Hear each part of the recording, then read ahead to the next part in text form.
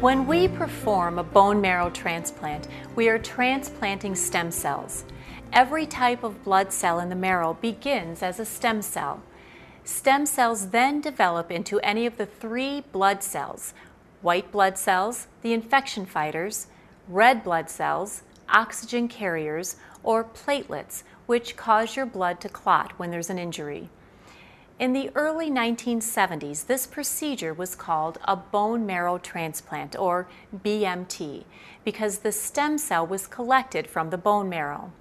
Bone marrow is the spongy tissue found in the centers of bones where all stem cells are made. In the early 1990s, researchers found that the stem cell could be moved into the bloodstream. Once these blood-producing cells have been moved into the bloodstream, they can be collected for transplant purposes. After this discovery, many centers began calling the procedure a stem cell transplant, and it has been an effective treatment for various diseases. Stem cell transplant and bone marrow transplant are used interchangeably, but it's often confusing for patients. For purposes of this program, we'll be using the term stem cell transplant. There are two different types of transplants: autologous and allogeneic. In an autologous transplant, you are your own donor. Your own stem cells are collected and stored for reinfusion later. The stem cells are used to rescue your blood cells from the damaging effects of high-dose chemotherapy.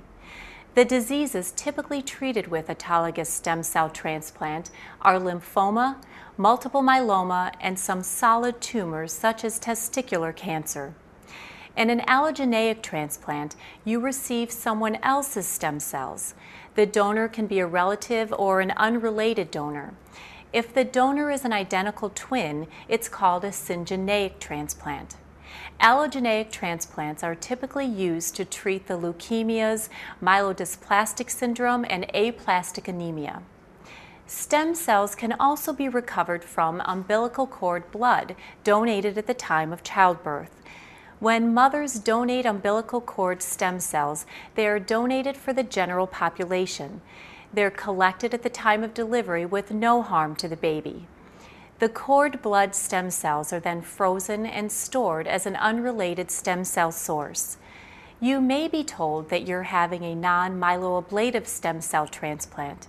This is an allogeneic transplant that uses the donor's immune system to help fight off cancer. The donor's cells and patient's cells coexist in the body for a while, working together to fight cancer cells. There are many phases of the process that can take anywhere from a few weeks to many months to complete. Now we will walk you through the preparation phases as well as the transplant itself.